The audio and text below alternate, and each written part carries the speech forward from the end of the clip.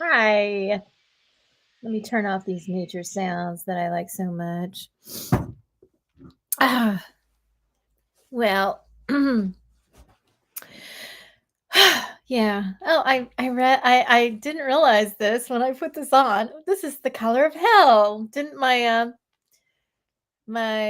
thumbnail said we're all going to hell? Yeah. And then later I thought maybe I should have said we've all gone to hell because this is hell as we all know it. I mean, I know the Christians, they think hell is lake of fire or something, right? And they think that anybody but a Christian, that's where they go or something. I guess some Christians think if somebody's a good person and just doesn't know better, maybe they'll make it to heaven and avoid that fate. Um, well, in Nichiren Buddhism, it's a little more complex than that. It's not so black and white. Nichiren Buddhism, I guess, all of Buddhism really, but Nichiren Buddhism is the only correct and clear um, teachings of Buddhism that were intended, for all of humanity. There are some things that are echoed in general Buddhism, even if they don't get everything else right. We talk about reincarnation and karma, and how you live your life determines what kind of karma you accumulate and build for yourself. And that's you want to do good things because everything you every action, every word, every deed committed is really what you're doing to yourself. What goes around comes around. And because the universe is like a clear mirror, and that's where we get that term from. The Gohanzan, Nichiren Buddhists chant to a Gohanzan, which is their true object of worship. Is It's a scroll, and I can show you a picture if you want, if you need one. Um, but it's a scroll that is the graphic depiction of the enlightenment in your life, your Buddhahood in your life. Everyone has, whether you're a Buddhist or not, everyone has Buddhahood in their lives. Everybody has all the 10 worlds, and Nichiren Buddhists try very hard to to elevate their life condition so that their state of life spends the most time in Buddhahood as possible. Other people who don't chant don't really have the stimuli in their environment to bring out their Buddhahood. And like Buddhists do, we have the Gohansan, the true object of worship, which is the graphic depiction of Buddhahood reflecting what is in our lives already. But there's nothing in everyday life that we see that usually stimulates Buddhahood. Now, if you're already a Buddha, different things can probably stimulate it. I mean, if you spend a lot of time in Buddhahood naturally because of all the causes you've made, whether it is this lifetime or previous lifetimes, plural. Um, um, I mean, it is possible to be a Buddha without chanting. Um, Buddha doesn't necessarily need to chant to be a Buddha if they're already a Buddha, if that's already their predominant life state, especially throughout many lifetimes. I'm not saying that it's a static destination. It's ever evolving and changing according to the environment and according to your life experience. But some people have led so many lifetimes with that predominant life state that it's kind of locked in. Yeah, it doesn't mean they're perfect. They're human beings and they're going to react like a human being. But somehow or another, they always kind of come back, to that life state.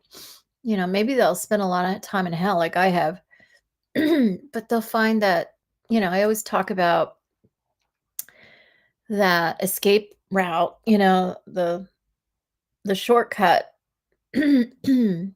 from hell to Buddhahood, it's right there in Buddha in hell, in hell, and I'm talking about hell. This on my thumbnail, the thumbnail of this video, this live stream. Even in hell, there is Buddhahood. Even in hell, and I know Buddhists, I mean Christians, don't. They might have a hard time understanding that. Because and a Christian, according to Christianity, it's just like either you're an angel or you're a devil. There's nothing in between. It's black or white, black and white. And I guess when you're a Christian in this world, you just figure God kind of like has a line, and those the people that are over on the right side of the line, they get to go to heaven, and everybody on the wrong side of the line goes to hell. And there's many levels on each side, and I think any Christian probably understands that. There's some people who just, squeeze through by the skin of their chinny chin chin, right? And then there are others who are just holier than thou, and they would say, like a Catholic would say, the Pope, whatever. They think Jesus, I mean, Jesus, no, he's above all this, right?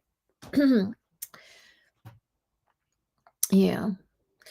And I bet you a lot of Christians, Catholics, whatever, think that God has to be kind of lax these days, because it's a tough world, right? It's tough to be good in this world. It is. So they think that God goes a little easy on them these days, right? And they just, the Catholics, they just go into confession and they clear their plate, and they're good to go.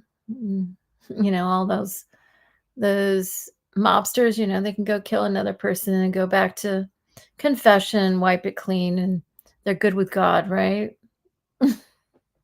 Isn't that like the most ridiculous idea in the world? Like, yeah, let's tell all the criminals they can, commit all the crimes they want, and then they can wipe it clean. I guess that's the equivalent of what Larry Shaw taught all his YMD, told them what they wanted to hear, and that's why they committed so many evil deeds, possibly. I'm not saying everyone did, but that's what Larry believed.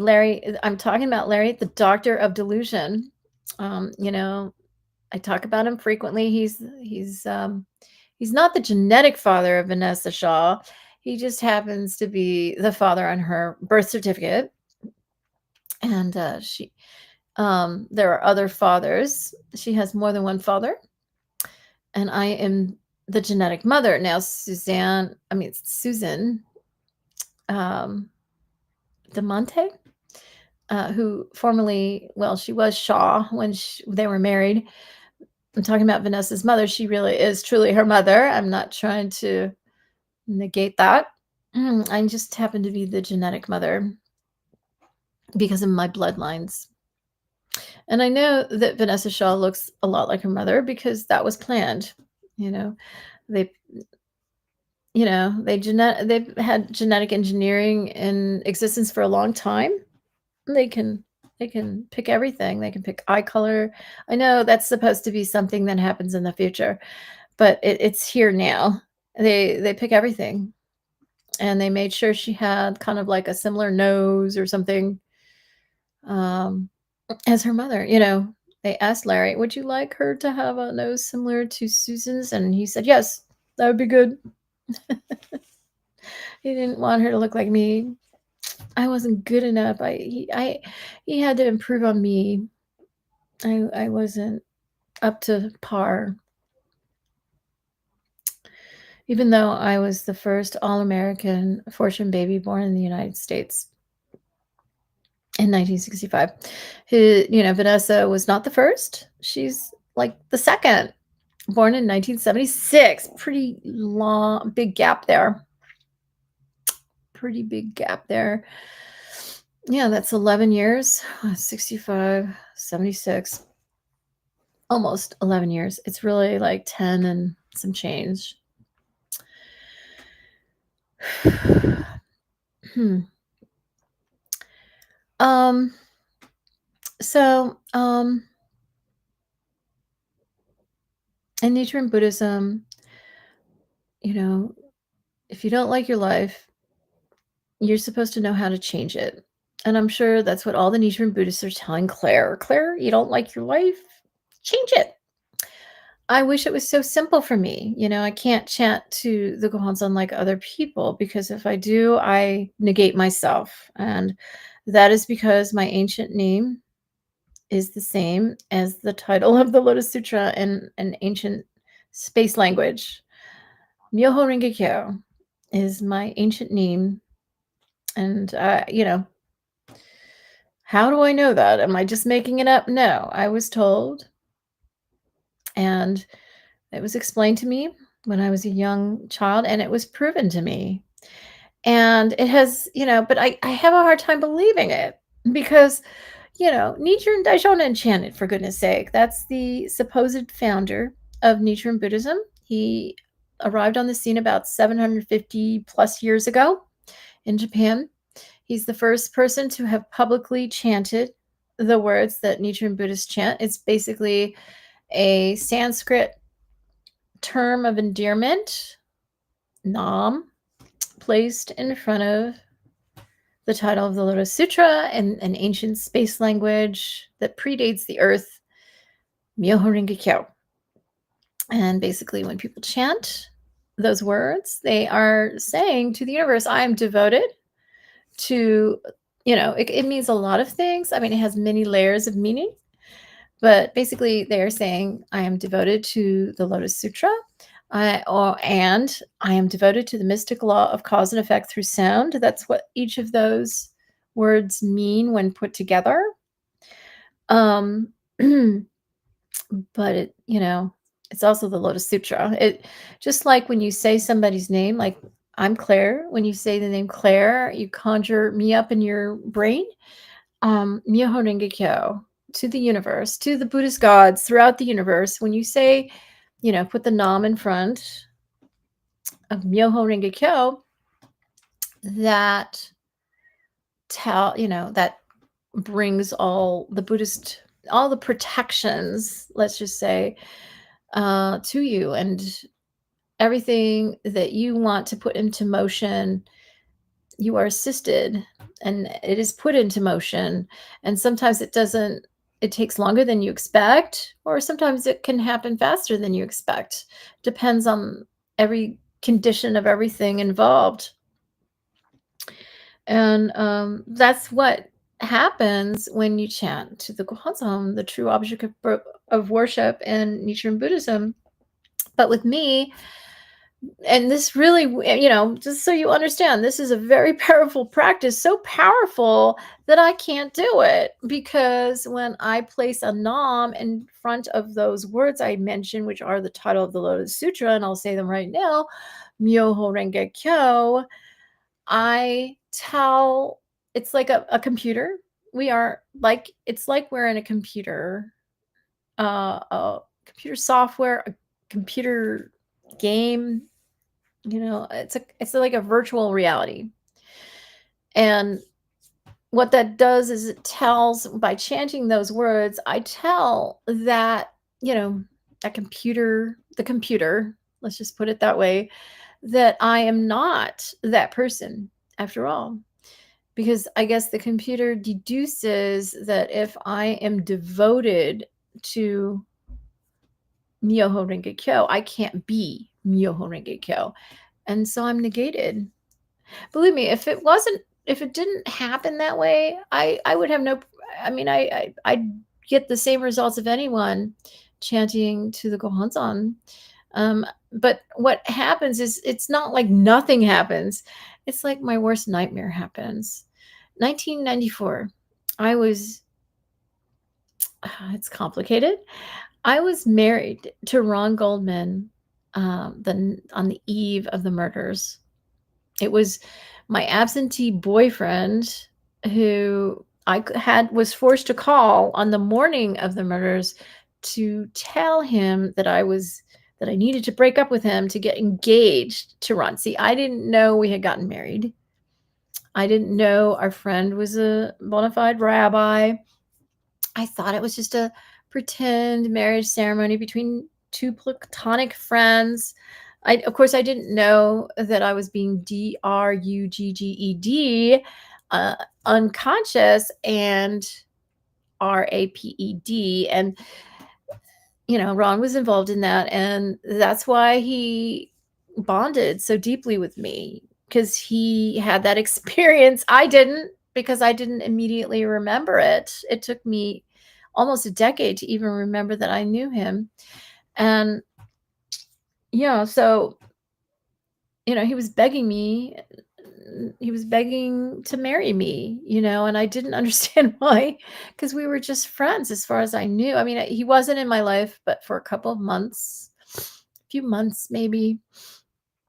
And, and that's why I was able to edit him out of my memory when the MURDERS happened, because it was a brief amount of time, and I just forgot about him, and I thought that the David was my boyfriend. I was going out with David up until, I called David. David was absentee. He was nowhere to be found. And I was forced to leave him a voicemail telling him, his dream had come true. I wanted to break up with him so I could get engaged to Ron. And yeah, that's how I got a response from him. I mean, that's when he showed up to my doorstep and saw that I was I was unconscious. And, I do remember eventually. It just takes a while sometimes. And, I was, I'd taken off all my clothes, and I was unconscious, and I had been raped, and this infuriated David, and it was his excuse. He wanted to, he and his partner in crime, Michael Lafferman, both of them were Nichiren Buddhists. They were determined to frame O.J. Simpson. It was their plan for many months already, and they were just waiting for the right opportunity. You know, they just had to find the right opportunity, and this became their opportunity. And it is remarkable what they were able to achieve by chanting the words that Nichiren Buddhists chant, which includes Nam in front, and then see, I have to be careful how I talk about it, because I don't want to be negated. I don't want to negate myself by saying those words, because look what happened in 1994 when I chanted. Look what happened. And look how it's passed around the SGI to be RAPED. It's just like somebody's worst nightmare. And that's what happens when I chant. And I have died many times. David is a serial killer. I said the word. I shouldn't say that. I don't want to, I don't want to say too many bad words on here. That YouTube algorithm is so rigid. And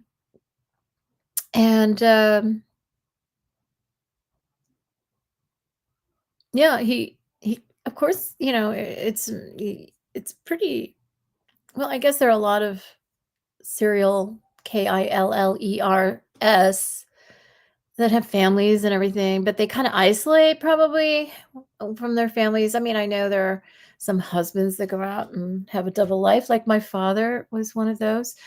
Um, and David was like that. I mean, I was his relationship, but it's pretty risky being around a serial KILLER, because pretty soon he's gonna wanna do you in.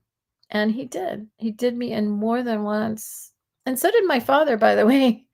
I'm a miracle. I shouldn't be alive. I was done in many, many times throughout my childhood, throughout my adulthood. I shouldn't be here, but I am. Why?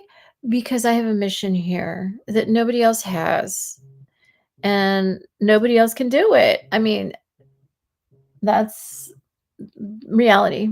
And I know SGI doesn't want to face that reality. They just want it to be somebody else. No, not Claire. We're not going to let Claire do it. But they don't really have a choice, It's reality. And one way or another, I don't know what it's going to take. I mean, I really think I should have titled my thumbnail, we've gone to hell, you know. We've gone to hell. Not we're going to hell. We've gone there. We're there. I mean, and if you don't see it, you're kind of sleepwalking. And this is the direct effect, in Nichiren Buddhist, we talk about cause and effect. What is happening in the world is the direct effect of what has happened in the SGI organization. I know. Nichiren Shoshu would say, "What are you talking about? SGI is not, it's not like it's a devil organizations." That's what a lot of Nichiren Shoshu would. They think they're the original and that it was because of SGI's wrongdoing that High Priest Nikan cut them off. Operation C. It was Operation Claire. C is for Claire. Nikan was my grandpa, genetically speaking. I mean, well, he came over to my house too. Yeah, unfortunately. And he unilaterally decided to step in for me. I was the all-American girl who became the first high priestess of Buddhism in 1979 when High Priest Nikan was Murdered. And I of course I was 13 years old at the time. I was in middle school, 7th grade, and I didn't even know, I really didn't know anything. Was not aware because my family had separated from me from all the people who would have told me or informed me. They did inform me and tell me, but I was separated from those people. And the way I cope with trauma is I just put it to the side in my brain. I put it away. I go into denial. I don't remember it until it's time for me to remember. That is. And at that time, I had no memory, and I was just going about my life in Princeton, New Jersey. And yeah, he just decided, okay, well, I guess I'm the new high priest. It's not an American girl, it's me. And that's how we got High Priest Nikan. He was not chosen. He's the person who bought my virginity when I was 18 months old. But the problem was, I guess his son, his genetic son, which was my father, Dennis Wayne Elliott, decided to steal it. And that was one of the most painful days in my life, he used an X-Acto blade to open me up and shove his Caucasian thing in me, The Japanese men didn't hurt me, at all. When, once my father broke me in, it's disgusting. I know, it's just horrible. 18 months old. What does that mean? A year and a half years old. I was a year and a half. I was still a baby.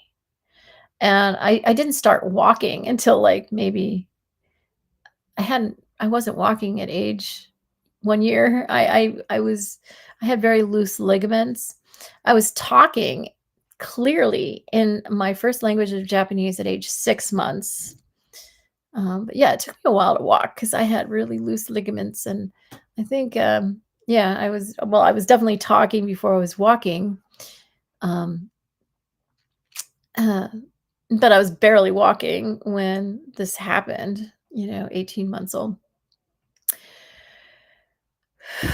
Um, but okay, so I'm going into all of this because why? Just telling you the story. But let me get back to what I was originally trying to tell you. In Nichiren Buddhism, it's all about cause and effect. And we create our lives. And I was explaining why I can't chant to the Gohansan. I mean, just look at 1994. That's a really clear example why Claire can't chant. Okay, look at what happens. And it's not like I'm some evil person with evil things in my heart. I'm sincere, I'm genuine. And at that time, I thought I was a new Buddhist. I didn't know I had grown up with this in my life. I had wiped that out from my brain. My family didn't want me to remember, you know. But, I do have to admit, well, it was being in the organization and around chanting and chanting myself, because when I was a child, I chanted a little bit. I mean, I did. I didn't do gongyo as a child. I mean, as a young child, I would follow along, with daddy, but I never chanted. I never recited. It's Gongyo is reciting key portions of the Lotus Sutra in this ancient space language. I know they say that the official story, okay, the cover story, I should say, is that okay, the original Lotus Sutra was written in Sanskrit and then it was translated into Chinese. And it traveled up from India up through China, and then it reached Japan, and then it was translated into Japanese, but it had to be transliterated because Japanese people can't pronounce all the Chinese syllables, and so it was transliterated into Japanese. Not Yeah, it wasn't translated. It was translated into Chinese though, but transliterated into Japanese. I wonder why they didn't translate it. But see, that's the cover story. It was transliterated into Japanese, and that's why Japanese people don't understand Gongo because it's just transliterated, which means they are reproducing the sounds of the Chinese translation, but see, they can't pronounce all the sounds in Chinese, so they have to adjust it so they can pronounce it. You see? So it doesn't actually mean anything in Japanese, and Chinese people can't read it. This is the cover story. Chinese people can't read it because it's ancient Chinese, which has, because Chinese has evolved since then, is the story, the cover story. And of course, Nichiren and Nichiren is a fictional character, by the way, but somehow, I mean, well, I know how. A lot of people cooperated to implant it in Japanese culture, so it appeared like he really lived. I mean, they faked it. The Japanese government faked it. They were trying to compete with Christianity in the world. 750 years ago, Christianity was the rage. It still is, and they had to compete. They needed their own religion, right, to put themselves on the map, right? And they were selected. And why were they selected? A lot of people, the Japanese, would say, oh, because we're such an enlightened culture. No, it was the reverse opposite.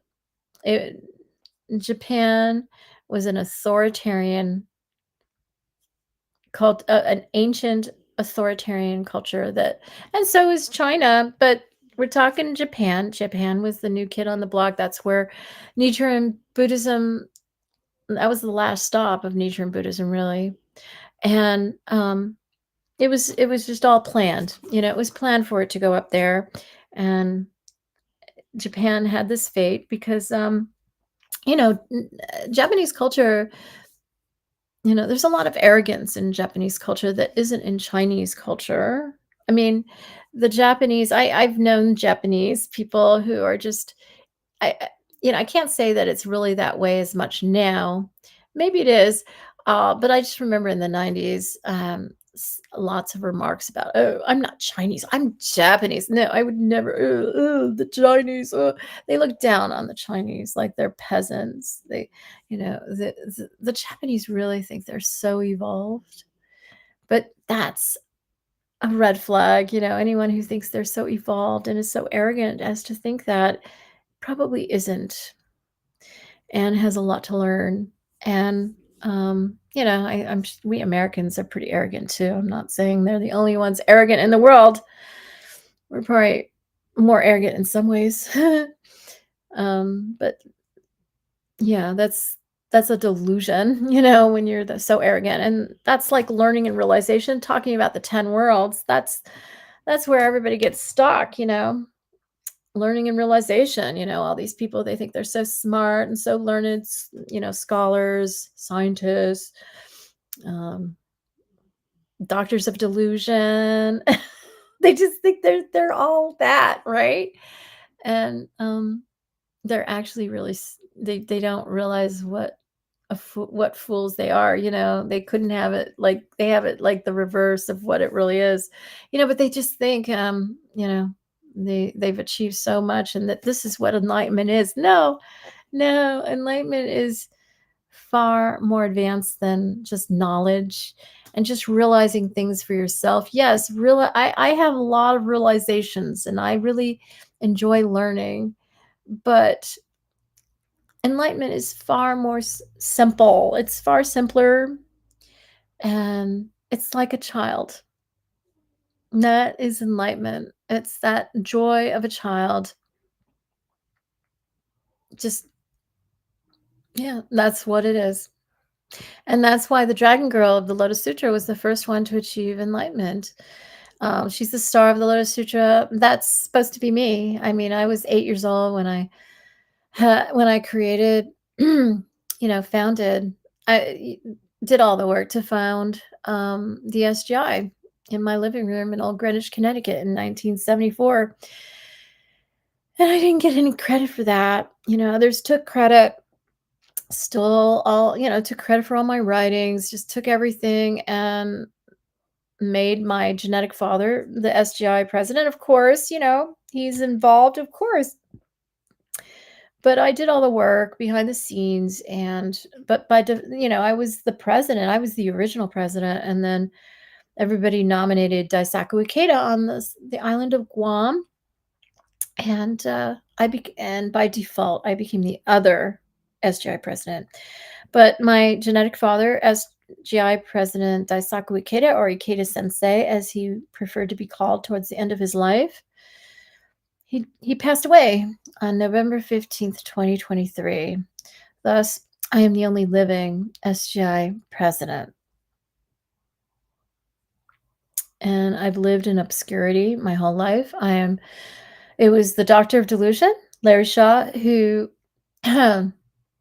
mislabeled me a threat to national security in 1975, and classifying me as top secret on July 23rd, 1975. I've been classified top secret for 50 years and counting, and I'm waiting to be declassified. And here, let me put all my banners up. I forgot to do that yesterday, not intentionally. I'm just going to show this, and I'm going to go down here and show this. So yeah, people who are from Vega, and this is not Nichiren Buddhist, I'm talking about people from Vega. What is Vega? Vega is a location inside the sun. And I know that seems pretty far-fetched and crazy, right? But it's true. And what better place for a civilization to hide, with the most advanced technology? What better place to hide from humanity, right, on Earth, but inside the sun, right? I mean, we can't get close to the sun. We don't have the technology to get too close to the sun, right? Because it's too hot. It'll burn up everything. It's the perfect place to hide. And then when we evolve to the point where we can get close enough to the sun, we'll see that it's a man-made object. It's actually made out of, I don't know, some kind of metal, and it's generated. I know, it sounds so wild. You've never heard this before, probably. It's human made.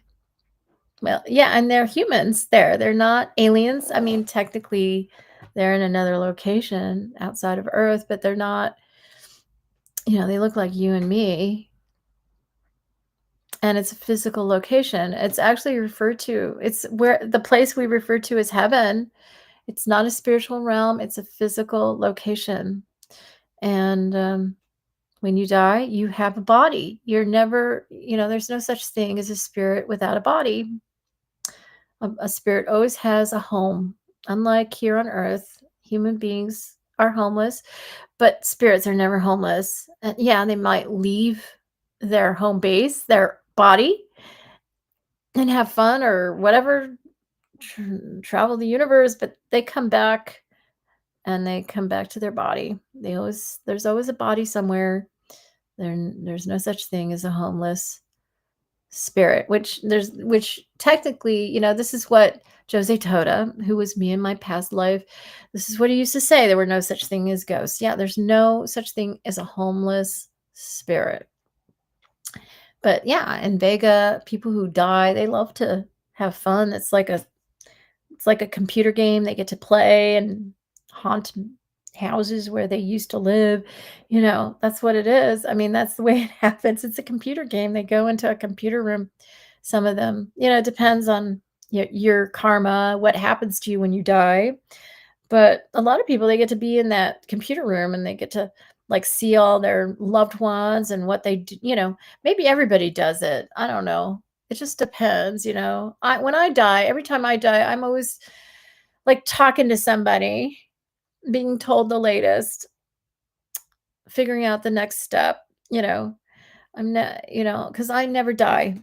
So I'm not, but people who die, they see everything. They see everything. They go to their funeral. They talk to loved ones if they can hear them, unless, and they love mediums so they can talk to them through the mediums. That's why they love me, because I can't, I don't hear them literally with my ears, or it's just like an I intuit them. It's in my mind's ear. It's not a sound that I actually hear. It's in my mind. It's an intuition. I don't know. I know there are some mediums and psychics who see, see visions. I don't see anything outside me. It's in my mind's eye that I see things, and that's intentional. I'm not that kind of psychic that hears things outside of me or sees things outside of me, because, Daddy, and that's Clint Eastwood, who was Jose Toda before he it's a long story. He took on he went he's in a different body today. He's in the body of the guy who was born as who is my genetic father. And he's my genetic father many times over. And that guy died. The guy who was originally born, that guy, he was the firstborn of twins, and his twin was Queen Elizabeth. But the one who was born, that guy, and his name was originally Bert Fields, he died when, because Daddy, High Priest Natatsu was a disguise. And Daddy and fake Daddy, I called the guy who was born, this, Bert Fields, I call him fake Daddy, always did. It was fake Daddy who was wearing the disguise that day, and he was the one that was killed. Real Daddy wasn't there that day, and he was spared. And so he became Bert Fields, just kind of like Daisaku Ikeda died, and so I'm the only living SGI president now. And, he just became an actor and a director, and, and decided, Bert Fields died, and he's Clint Eastwood now. Okay. He had that alternate persona, it's hard to explain. There are a lot of people who have alternate personas. They wear disguises. I was born into the CIA, so I have a lot of operatives in my family, and that includes Daddy, who is Clint Eastwood. But he kept Clint Eastwood for some reason, because he's a master filmmaker who is about to release all the documentaries of Claire. I look forward to watching them. But okay, let's get back to why Earth is hell, and it's not, there is no such thing as hell, as a location known as hell. And we've discussed the different locations that could be, if there was a hell, what would those locations be?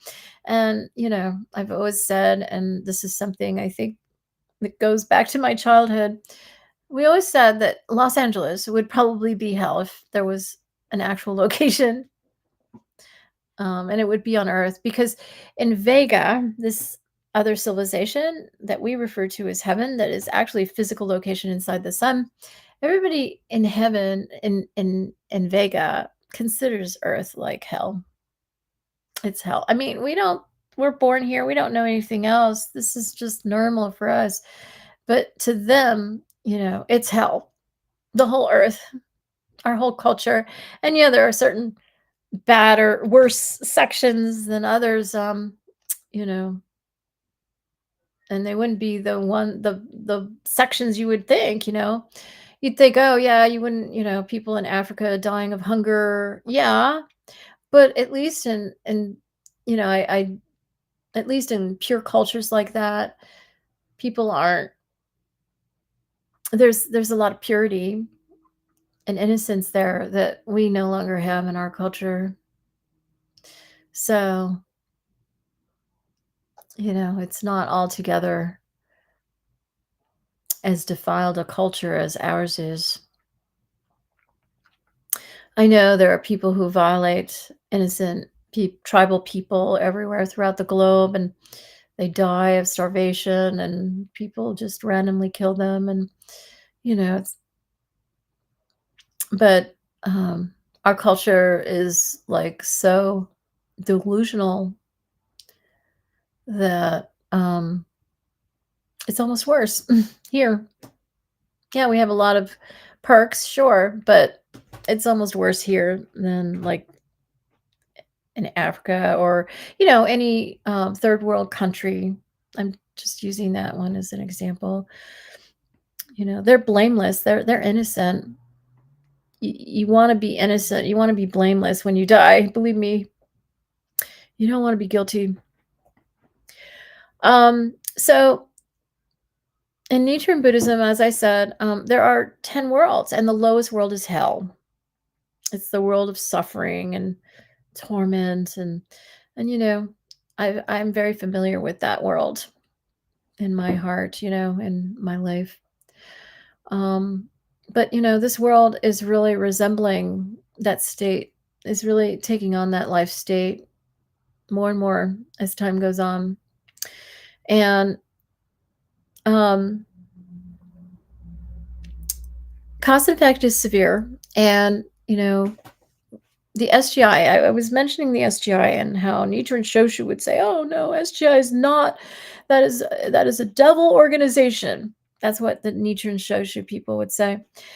But SGI would say that about Nichiren Shoshu too. Nichiren Shoshu and SGI, these are two Nichiren Buddhist sects. Okay, Nichiren Shoshu is the original entity that Nichiren Buddhism came out of. Nichiren Shoshu was, it's a priesthood. It started, and the story is, this was implanted in Japanese culture. It Nichiren Daishonin did not live. Okay, he's a fictional character, and the writings of Nichiren Daishonin and some other writings, by Nico are beautiful works of fiction. And it was the way, there is a there was Blythe Daishonin. That was me in one of my previous lives. She was from Vega, and she lived like a long, long time. I mean, eternity long. And she wrote, this is like her masterpiece, The Writings of Nichiren Daishonin, and it's just an incredible piece of art. And this was she was a black woman, and so she couldn't, she had to write about a man, first of all. I mean, everybody wasn't ready for a woman, certainly not a black woman. And so she wrote about a Japanese monk instead, because that was the culture of Japan at the time. And, it had to take over Japanese culture and society, and the government wanted to compete with Christianity. And so this is what they did. They planted all these things and faked this whole history. It's really remarkable what they achieved. And I mean, in a way, it is a vast it's a vastly more, huge achievement to know that he didn't actually exist, and he's documented as existing in Japanese culture. It's remarkable what was achieved by that, and that the writings, were created, it was fiction. It was, you know, it's a work of art, you know? It's in a way, it's a much larger achievement. Anyway, we create our lives, with our causes, and, the SGI does possess they have ownership, they have the copyright to all the writings of Nichiren Daishonin, and, Nichiren Shoshu does not. Josei Toda made sure the Soka Gakkai, it was actually the Soka Gakkai in Japan. SGI is the worldwide, umbrella organization, but it's Soka Gakkai that's the original organization in Japan, and it owns everything. It's not, a nonprofit like SGI is in this country and others too. It's different in Japan, and the Soka Gakkai owns everything, and, I'm the heir because my father, Daisaku Ikeda, died in 2023, November 15th. Um, but anyway, so the Soka Gakkai, I mean, SGI is an extension of the Soka Gakkai, and SGI USA in particular is the focus. It's always been the focus of the Soka Gakkai. Josei Toda, who was me in my past life, always said that the future of world peace, Kosen Rufu, was in America. And by the way, that's my nickname, America. And what the SGI USA has done to me is a very vast slander of my life, my mission, everything. And you can't do that and not suffer consequences. That's the law of cause and effect. And as the result, um, our world is in chaos. I mean, literally, you don't mess with Myoho Renge Kyo. You can't. This is a real practice, and until you do it, you don't understand how powerful it is. It is it is incredibly powerful, and what is happening in the world is the direct reflection of what has occurred in our organization for Kosen Rufu, which is the SGI. Nichiren Shoshu practices a different religion. They have always distorted the practice. They have never followed the writings of Nichiren Daishonin. They have distorted the writings. They have distorted the message of the Gosho and have misinterpreted it always. And, except, Nico, I don't believe he even existed either. He's fictional. He was like the only one, and maybe the one after him wasn't. I forget his name. Nichimoku. It was Nichiren, Nico, and Nichimoku. Is that right? I think so. He was the third one. I guess they call Nico the first high priest because Nichiren was the Daishonin, right? Something like that. And the second one was Nichimoku, I believe. And I'm pretty sure I'm right about that.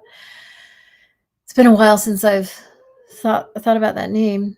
But yeah, beyond them, and they were probably all fictional. I don't know when it was handed over to a real person, but I guess when it was, these were Japanese monks who had never been exposed to the writings of Nichiren Daishonin and had no idea what, they just they just did things according to Japanese custom and tradition, um and that's how it remained, throughout history until Makaguchi discovered it through a good priest who actually read the writings of Nichiren Daishonin and comprehended the depth of it and the truth of it and conveyed it to Makaguchi, who had similar ideas in the realm of education, and um, and then involved his I don't want to say protege, but his disciple Josie Toda, who was a teacher that had become close to him and considered Makaguchi his mentor. And that's how Nichiren Buddhism finally became the truth on earth. Prior to that, it was all fiction. It was Makaguchi who brought life to it. I mean, it was a good priest. Not all priests are bad, but the structure of Nichiren Shoshu and the priesthood is, and it doesn't create good people. But there's always good people that somehow make it through. And there was a really profound, wise priest who shakabuku'd Makaguchi, you know, um, in the late 1800s. And there was some profound, good priest who came to America and shakabuku'd my great grandfather. And I don't know. I think I don't know. Yeah, I don't know. I don't know. I maybe I'm not remembering it yet. Maybe I was never told. But my great grandfather was shakabuku'd in the confession booth by a Roman Catholic church. I mean, by a Roman Catholic priest. And I don't know if it was maybe really a Nichiren Shoshu priest posing as a Roman Catholic priest. They do stuff like that because my great grandfather was the first All-American person to chant in this country, and my great grandfather and my grandfather was his son, and he taught his son to chant secretly. Well, I mean, they didn't have a gohanzon; they chanted to the fire in this house. This house was built by my great grandfather, and they lived downstairs. This was where their tenants lived upstairs. And somebody connected the 2 floors, and it's now a one family house. It used to be a duplex, I guess. And I'm right above, well, I don't know that it was not always the kitchen.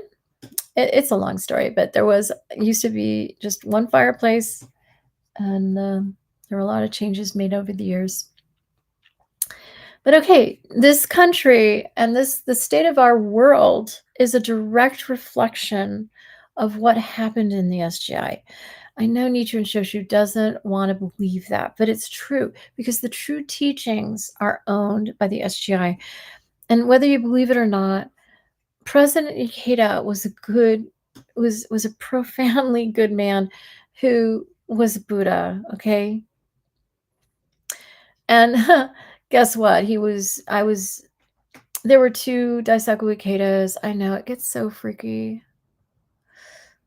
Literally, there's Freaky Fridays, 2 people, right? A mother-daughter switching places. Yeah, literally, it's really freaky, like Freaky Friday.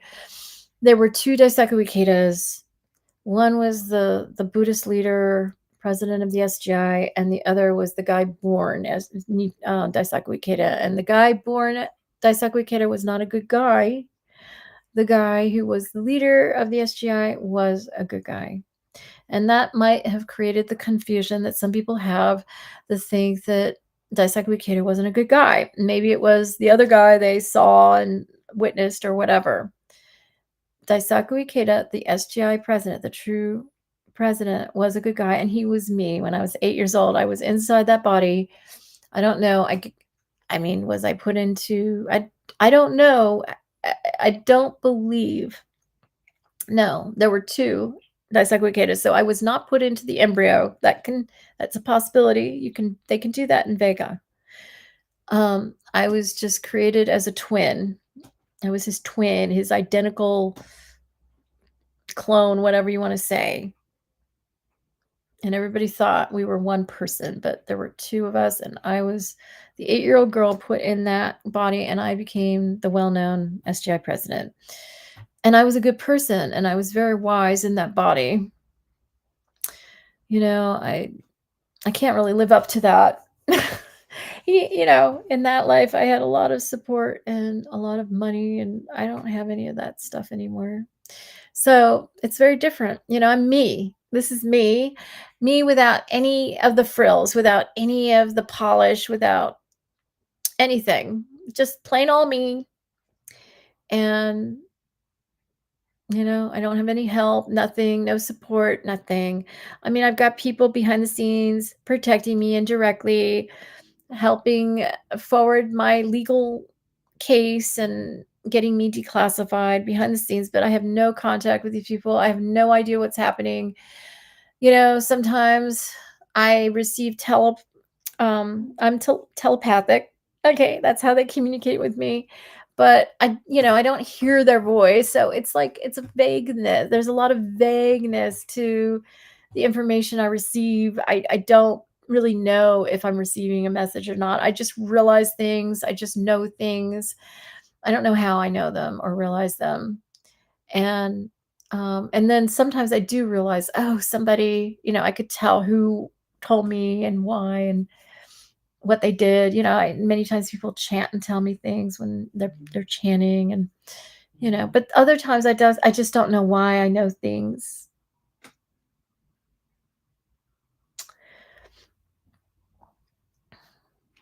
Anyway, so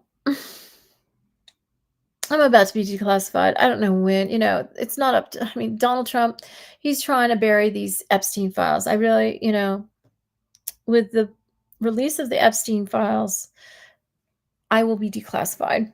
Those Epstein files introduce me. They lead to the Claire files. Let's just put it that way. And they directly lead to the Claire files. And this is why Trump doesn't want them released, because with Claire in existence, he's negated. Okay, let's just put it that way. We negate Trump when Claire comes into existence and is declassified. Trump is negated because he's a fraud. He's a fake. He walks around pretending my money is his, pretending he has, that he's some smart person, that he has some high IQ like mine or something. I mean, he's ridiculous. He's like the most ridiculous clown puppet I've ever seen in my life. And I know it's my twin in another body, walking around, and I was the only normal healthy baby at birth, and I'm still the only healthy normal twin triplet. um you know if you want to know my twin, look at Donald Trump. That's my twin, and that's why I she is not in my life. She was 15 years old when she was placed in Trump, and I don't know if she was like placed in his embryo and then grew up as him. I really don't know how it worked. I just know when you're placed in another body like this in Vega, I'm talking about in Vega, it's like a contraption that resembles a tanning bed. You lay down inside it and they do something on the computer, and then everything's done. And it's simultaneous to your life on earth. So you're in another I have many other bodies was put inside when I was a young girl, when I was 8, when I was 2, whatever age I was, and they're still walking around, they're still living today while I'm alive simultaneously. And it's like time travel, I guess, and it's kind of like reincarnation too, but it's not reincarnation. It's very similar. But see, I stay when you're put in another body like that, you retain your identity inside the mind of that person. You're born and like I was 8 years old most of the time when I was put in another body. And when you're born as a baby, you're in the womb and you're 8 years old. You're like, "Oh, okay, I got to wait to be born." Okay. And you wait to be born, and then you're born, and then you're a baby, and you have to pretend you're a baby even though you're not inside. You're 8 years old. I was 8 years old, right? And I had to like pretend I was just play a baby. Okay, now I'm 1. I have to play 1 years old. And I don't know. I guess with I mean, I still had my identity inside my mind. I'm sure that brain had to develop and grow up and stuff to be able to function like like anybody else. A child brain needs to develop and all of that. But I was still me inside that developing brain. I was 8 years old, and then I became older than my age. And I had to pretend I was older, even though I was just 8 years old. My psyche was 8 years old the whole time. I know it's really hard to explain. I don't know. I mean, I felt like I was wearing a disguise. I felt like I was fooling everybody, walking around, 8-year-old girl pretending that I'm somebody else. That's how it felt at the time. And yeah, and that's my twin in another body that's aging very poorly right now. And she doesn't know she's like losing her sanity, does she? Well, she was never sane. And we all know that about Trump. She's in another brain. So she's operating differently than she would in her own brain, right? That's the way it was for me too. When I was in different brains, I was different in different brains. I wasn't myself. Even though I was me, that was me at whatever age I was operating through a different brain. And yeah, I guess it was kind of interesting. You know, I changed. I had different, my personality was different in different brains. My own brain, I feel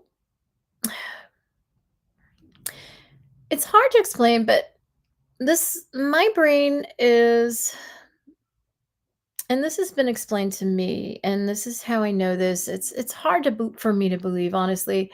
Sometimes I think I'm just such an idiot and so stupid and such a fool, and because I just don't get this world, I just don't. And it's because my brain is so advanced that I don't get this world. I don't get like this the way business works on earth. I mean, I know Jesse Toto was this world-renowned businessman, but he had all the advantages of being from Vega. I mean, he just went to, when you're from Vega, you can be in both places at the same time, and you can like rig everything for yourself and manipulate anything you want. I mean, I don't have that ability. I'm just an earthling. I was born on Earth. I don't have all the benefits of being from Vega, even though I was given those benefits for a temporary amount of time when I was a child. And that's why I was able to co-write, co-found, and do so much with my money. But it was just something they allowed my child self to experience. I'm not allowed any of that experience as an adult, and I really resent that. Because it's the adult me that's gone through all the shit, not the child me. Like, yes, the child me. When I was a child, I went through a lot. Yes, you know, and I understand people from Vega. They're very, they're very protective of children, and everybody should be. Um, but I guess I just feel like I've been forgotten about. The adult Claire has been just thrown in the trash. I'm expected to be tough and durable and handle anything again and again and again. And I mean, what about me? What about what Claire wants? The adult Claire, yeah, okay, we gave child Claire everything she fantasized about, everything. What about me, the adult Claire? Just who like you don't care about her, do you? You don't care. She's the one that made it through, that survived, that healed. I mean, as a child, I wasn't healed. I wasn't even fully developed. I am fully developed. I am healed. I healed myself. I achieved the impossible, and I'm sitting here still classified in 2025, you know, sitting here. I have not one penny of my wealth, my abundant wealth, more wealth than Donald Trump claims, you know, and I have nothing. I'm just sitting here waiting. I have to go to the food pantry in Hornell, where I live, Hornell, New York. We're going back on Monday. I went there Friday. I mean, we have to do that until I get paid on Wednesday, which is I guess the date is the 3rd. And then my husband Dean, he gets paid a week later, and so we have a little money to pay bills, but the bills wipe us out. and I can't afford any business tools that I need to invest in so I can make money, so I can't make money, it's just, they have it rigged, so I can't do anything. And I don't know how to break out of that loop, I don't know how to break free. They won't let me, you know? I'm not in control of my life or my existence. I'm just supposed to cope in this little box they have me locked inside of, and I'm supposed to be okay with that until further notice, not even knowing when or how anything's gonna happen. And, it's not gonna go on too much longer like this. It can't. I mean, what is going to happen is if we keep going down the path we've been going with Trump, this world is gonna blow up. It's gonna end. We're on the path to destruction, and, we're not on a good path at all. And yes, that is the direct result of what happened in the SGI. It's the direct reflection, because SGI is the Organization for Kosen Rufu, and everything that's happening in the world is clearly, like a clear mirror, clearly reflecting what has happened in the organization of the SGI. And I know Nichiren Shoshu, I'm sorry, you were never the Organization for Kosen Rufu. It is SGI that is. And um and because it was so defiled, like all the, I don't know, do they actually call them worms in the bowel of the lion? I mean, literally, that is what the SGI is, and you see it in the world. It's reflected in the world that we are living in now. We are rapidly deteriorating, and something has to give, whether it's just total destruction, which has to, which will, which it's darkest right before the dawn, right? It's not total distraction. I mean, we just this old world, this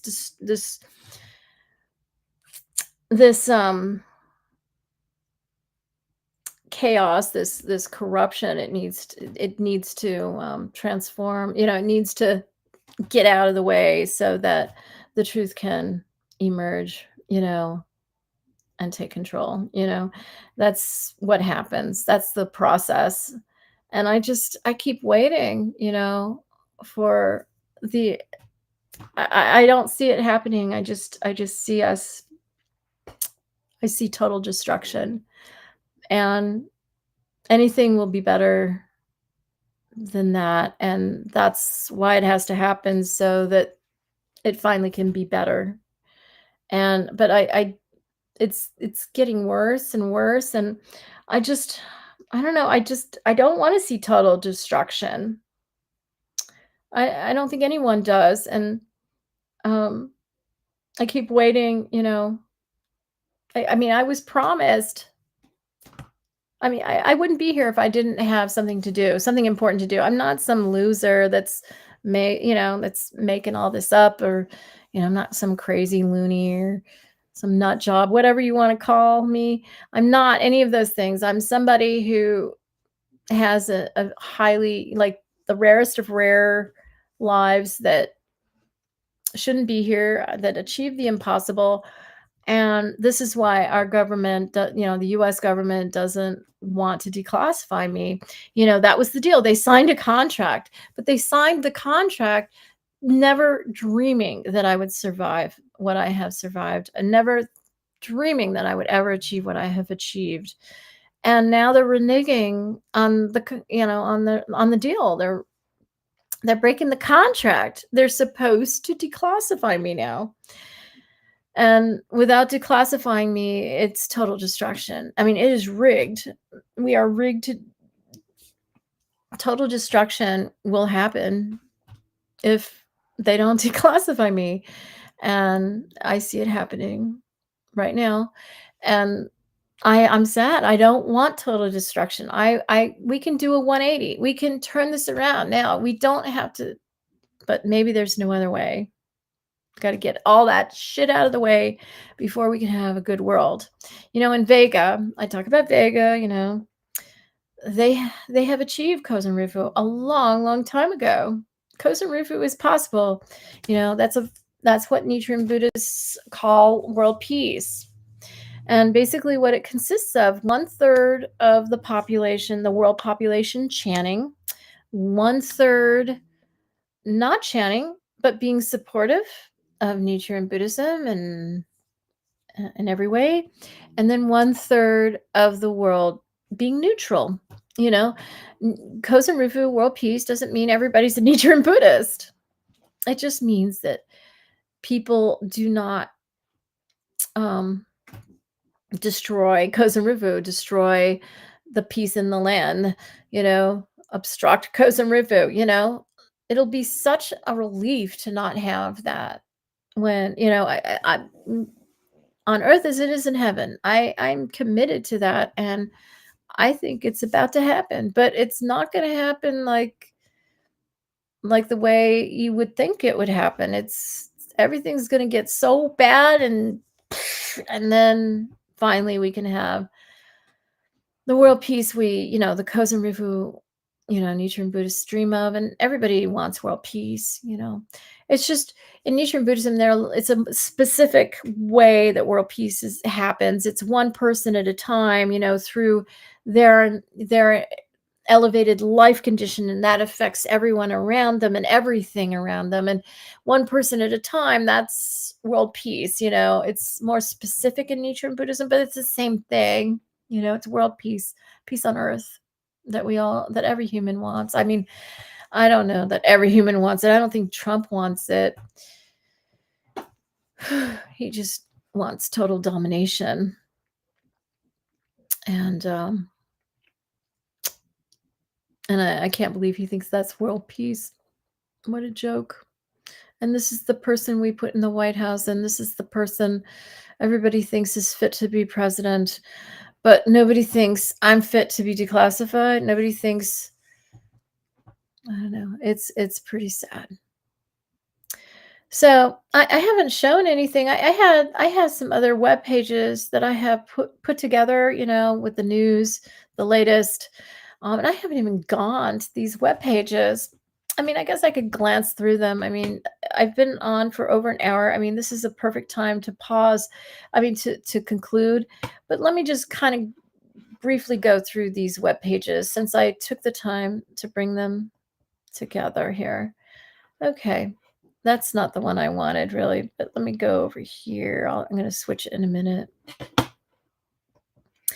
So Donald Trump, as you know, he hadn't been seen since Tuesday, but he showed up this morning golfing. He's at the golf course, of course. Yeah, that's his favorite pastime. That's all he knows. That's all he wants to do is play golf, and he says he wins all these golf games and all this stuff.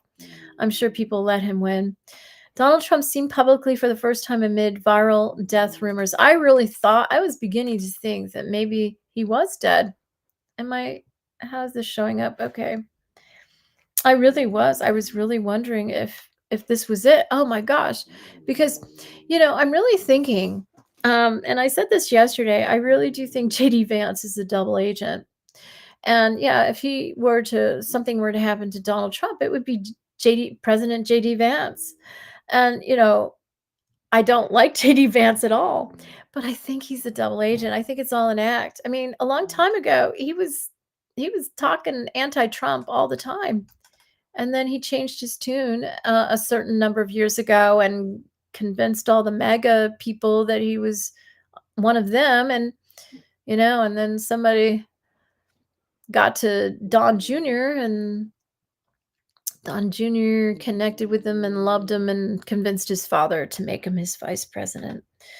Yeah, bravo. Good job. If it's true that he's a double agent, that would be so great, wouldn't it? Wouldn't it be great? Like, he does a 180. Oh, sorry. I meant to say that I was a Democrat, and then he joins the Democratic Party, and then he undoes all the damage Trump did and puts me in place in society, declassifies me, puts me in place. Wouldn't that be great? Maybe that's the plan here. It would be great. I'd have such a ball if that was the case. So All right, the politician was seen they're talking about Donald Trump was seen getting ready for a family golf outing. A family golf outing? Who's playing golf with him? Family golf outing. Who is Don Jr. playing with him or Ivanka? What family golf outing? Following online rumors about his death. So he was out golfing. He disappeared and didn't tell anyone where he was, and everybody thought the press pool thought hadn't seen him since Tuesday. Everybody, I mean, I was really thinking maybe this was it. Donald, with his health and everything. Donald Trump was seen in public for the first time after viral rumors spread online that he died. The politician was photographed getting ready for a family golf outing in Washington, D.C. on August 30th. Concerns about Trump were recently raised after J.D. Vance spoke about the president's health in a new interview. Trump, 79, was photographed getting into a motorcade here's who it was with grandchildren Kai Trump, 18, and Spencer Trump, 12, on the south lawn of the White House in Washington, D.C. on Saturday, August 30, ahead of a family golf trip. The public appearance occurred after Trump is dead and where's Trump trended on X on Friday, August 29, following recent comments from J.D. Vance about Trump's health. In an interview with USA Today, Vance, 41, spoke about being prepared to step in if anything should happen to the president, which sparked concern. Okay, I don't need to go into all of this.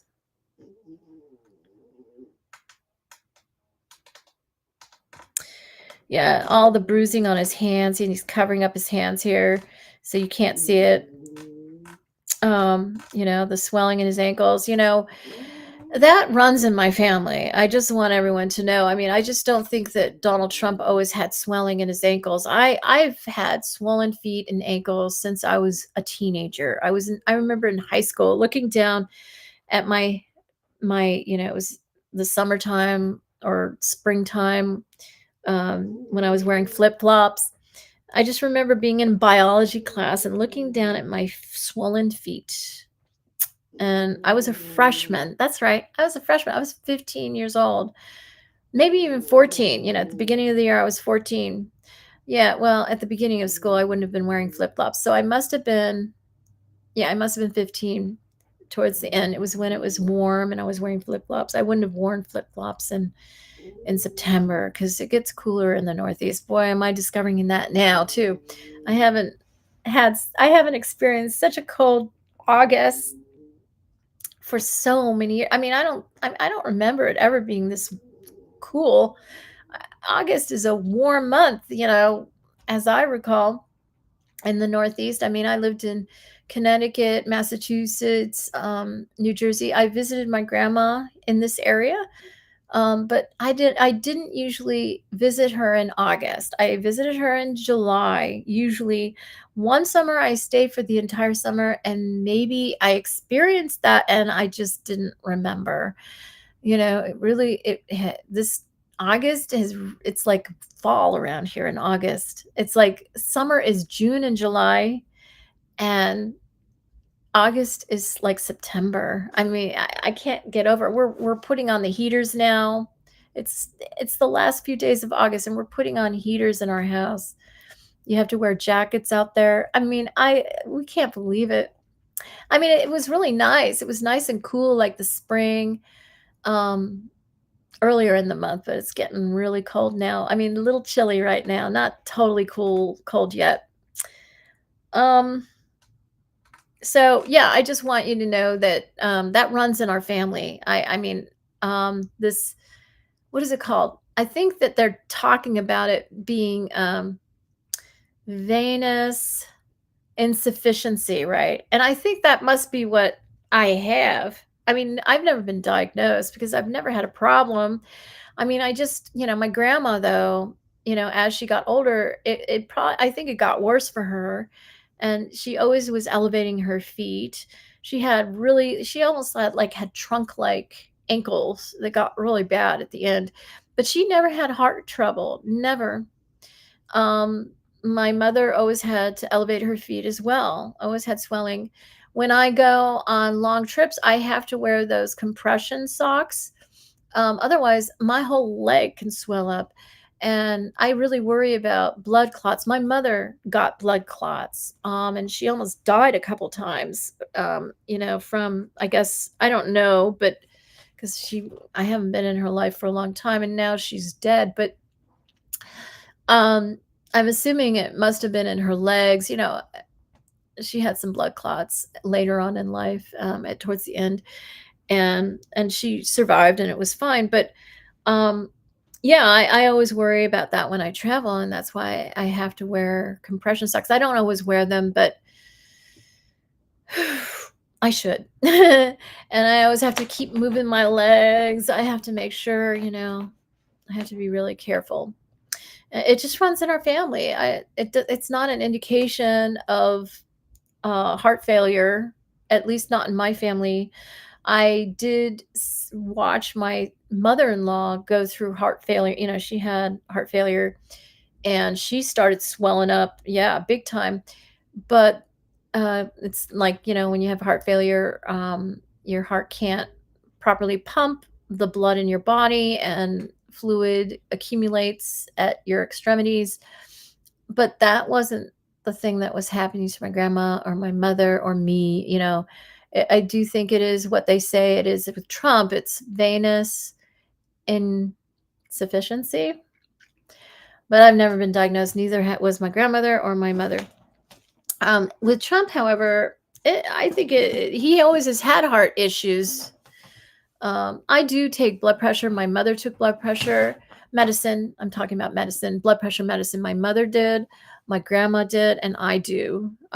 Because we were all overweight. I'm overweight. I think if I lost my weight, I wouldn't have to take blood pressure medicine anymore. I used to have perfect blood pressure, even when I started getting overweight, and it took a while. There's something about fat being on your body that does something to your blood pressure, and I know it's the same with him. And he has coronary. Doesn't he have some kind of heart disease? I mean, he's known to have that, and so I really wouldn't be surprised if it is heart failure in his case. And he didn't always have swelling. It's a new phenomenon with him, and it's noticeable. And anybody who needs an IV, that they have to put it. I don't know why they didn't put the IV in his arm, so they put it on his hand so everybody can see it.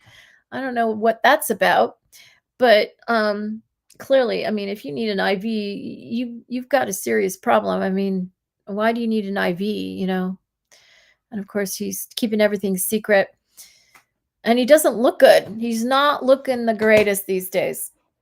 So I was really wondering. I mean, I don't wish anyone ill, of course. I don't wish anyone harm in any way, but I was thinking if it happened, boy, that would be a big shift, and I don't know. Um, okay, let's see.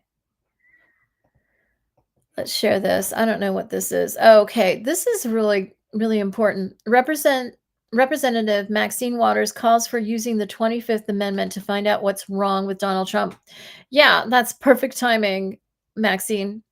Yeah, just what I'm talking about. Yeah, what is wrong with Donald Trump? I mean, every president before him had an obligation. I mean, I thought it was like some kind of law or regulation or whatever that required each president to share their medical record. But and their taxes, everything. But Donald Trump, he just is above the law at all times, and he just disrupts everything, doesn't he? And this is precisely why we need to know. This is why uh, presidents are supposed to share their medical record, so we know that how he's doing, so we can be prepared as a nation.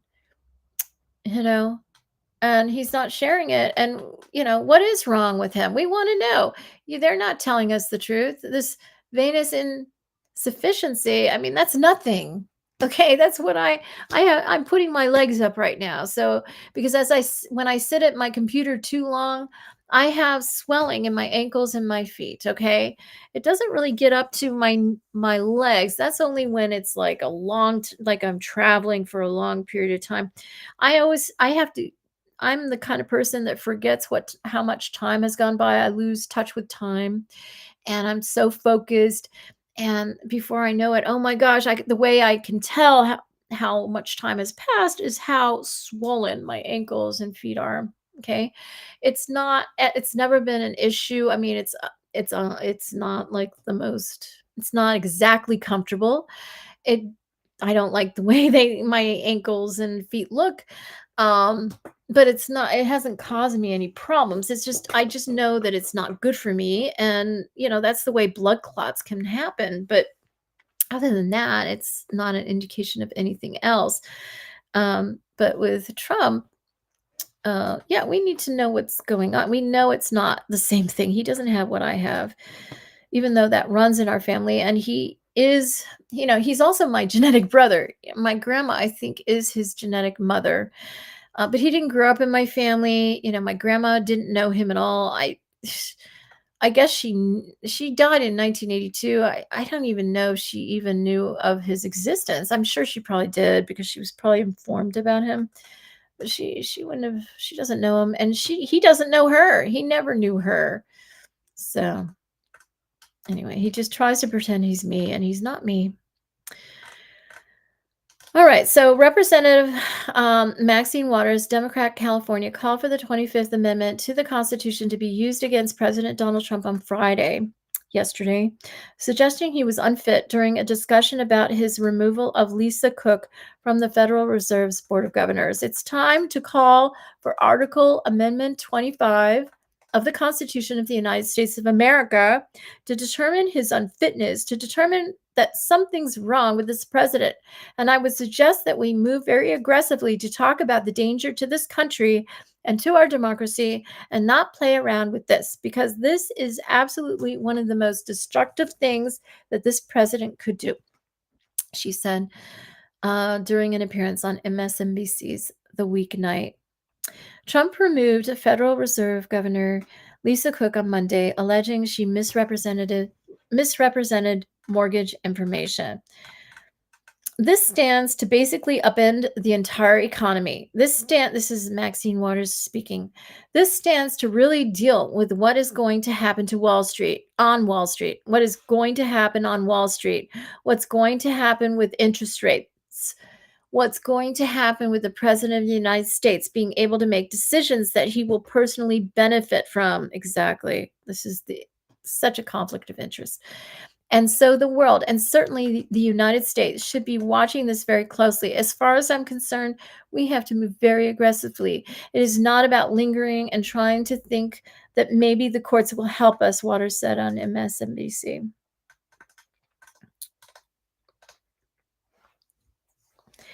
Cook sued Trump on Thursday, arguing that the president had not met the standard of a removal for cause and requesting a restraining order to allow her to remain on the Federal Reserve.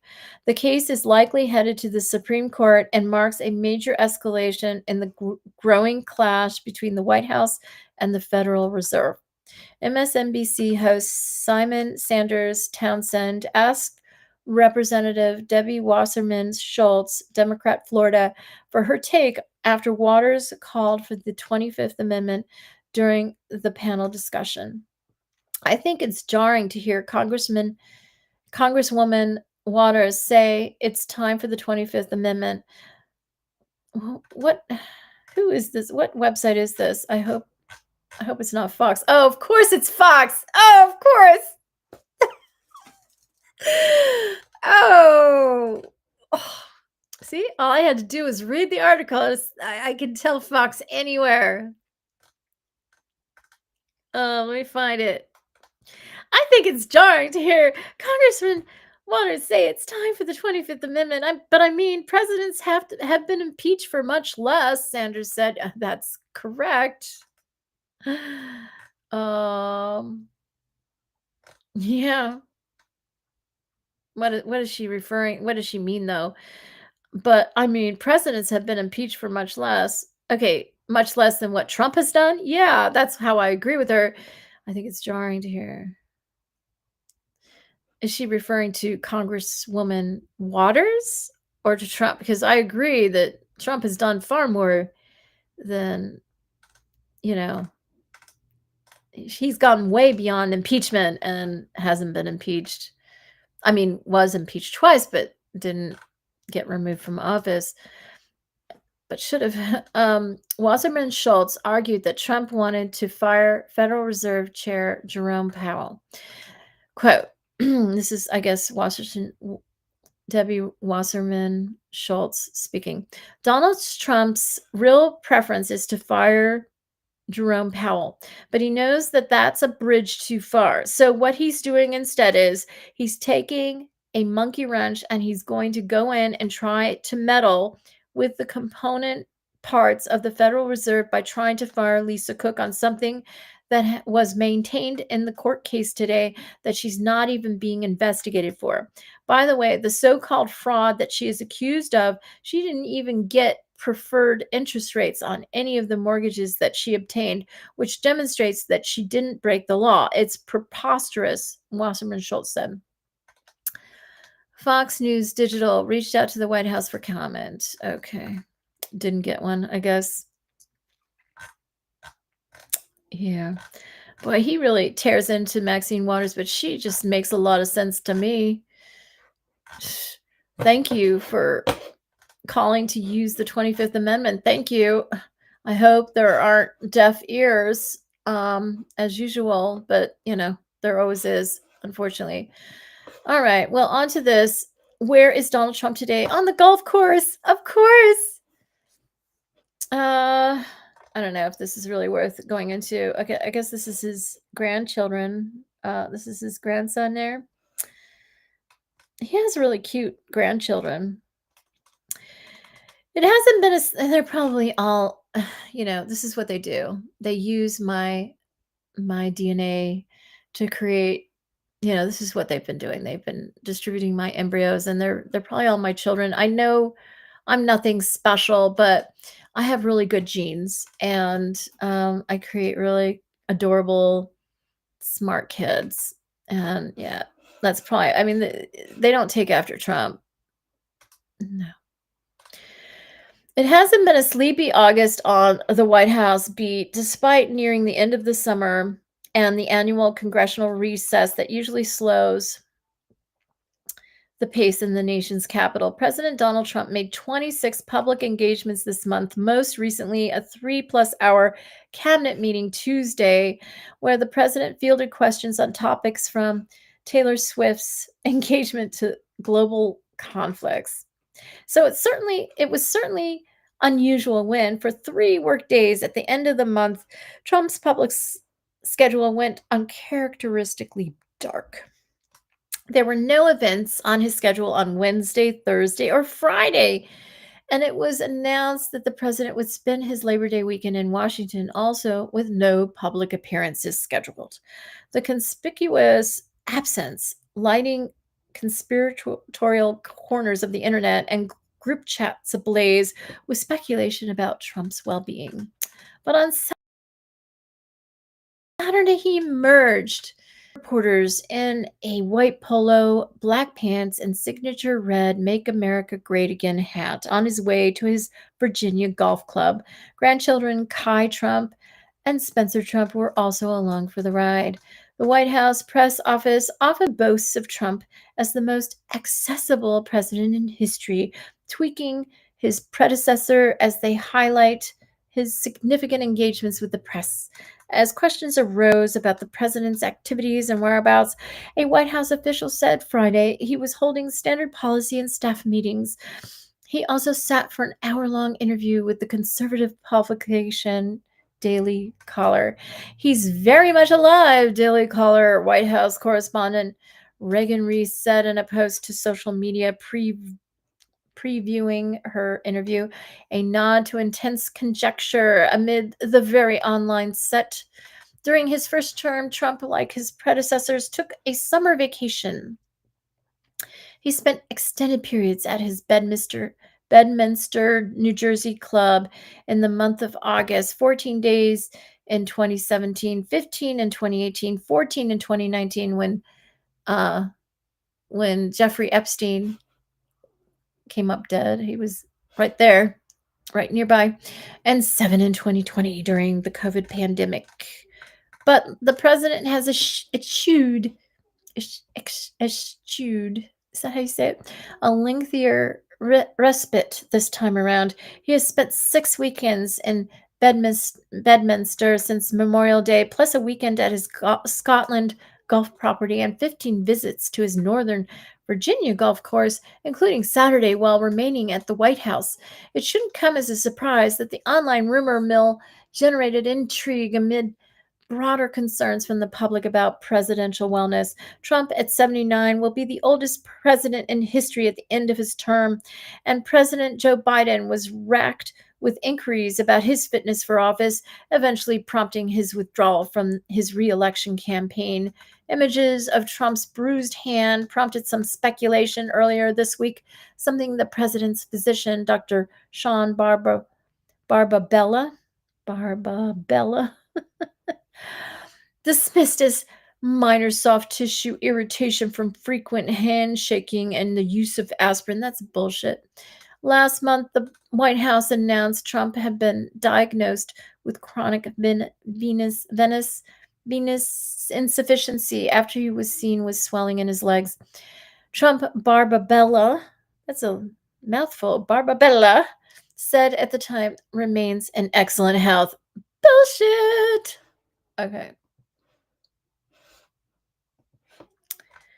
Neil Young has a new protest song seemingly aimed at Donald Trump. The new song, Big Crime, does not mention Donald Trump by name, but includes lines such as, "There's big crime in D.C. at the White House."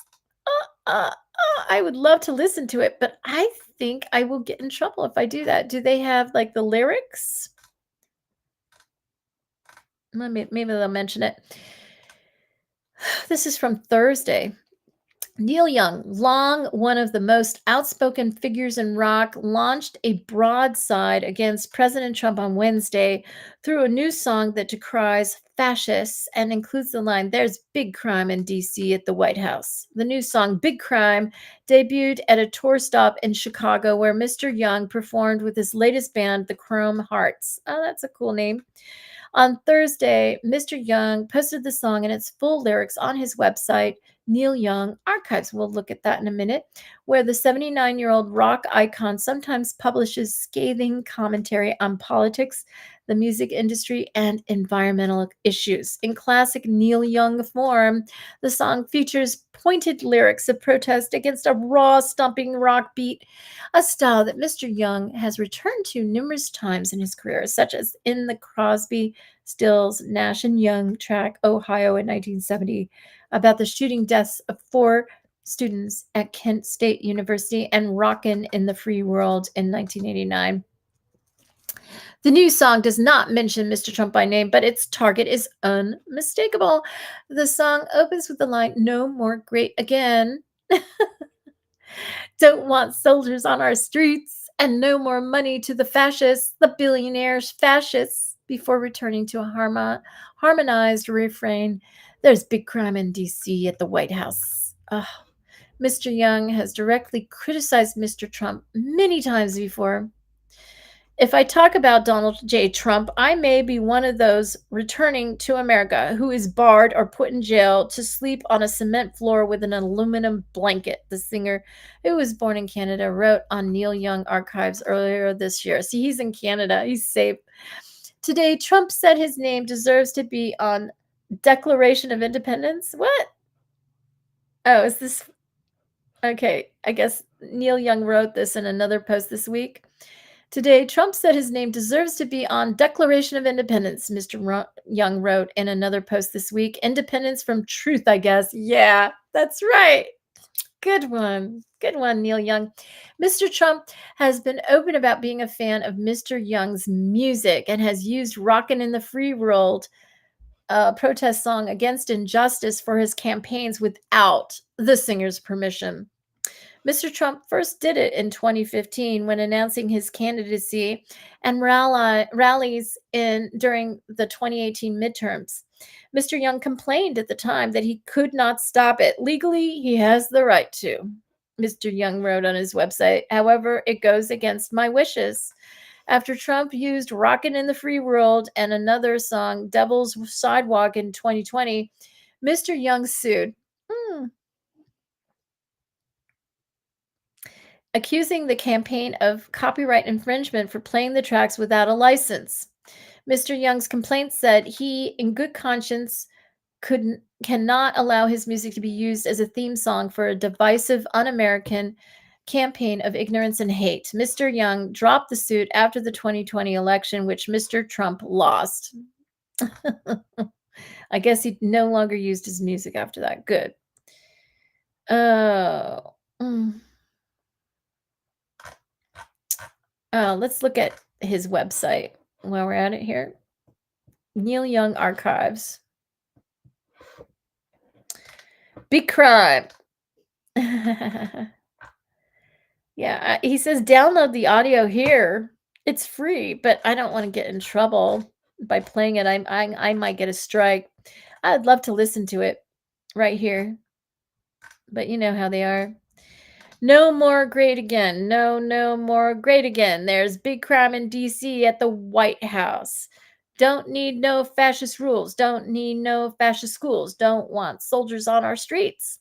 There's big crime in DC at the White House. There's big crime in DC at the White House. Got to get the fascists out. Got to clean the White House out.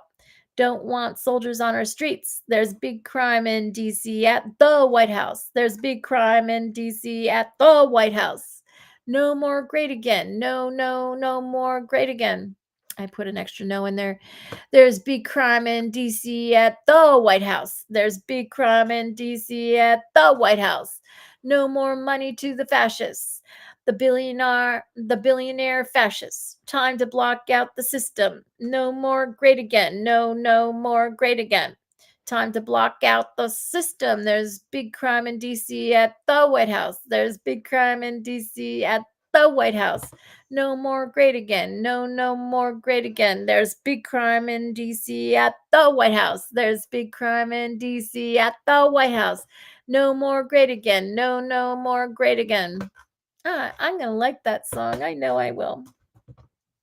And he performed it on the 29th, which was yesterday, right? It sounds like it. Well, well, well. I'm going to download it too, but I don't want a copyright strike. I have this. Okay, I have another, but it's just all videos that we're not going to watch. Okay. That's it. That's all, folks. Okay, let me stop sharing. I think Neil Young says it so well.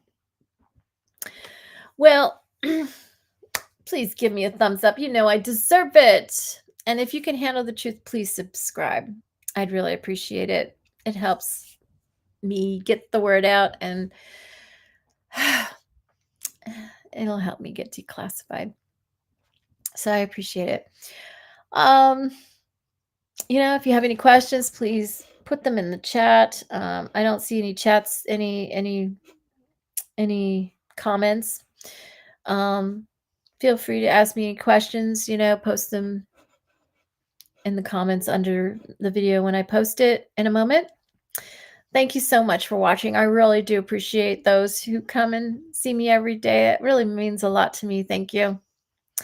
And I'll see you tomorrow. Thank you. Peace out.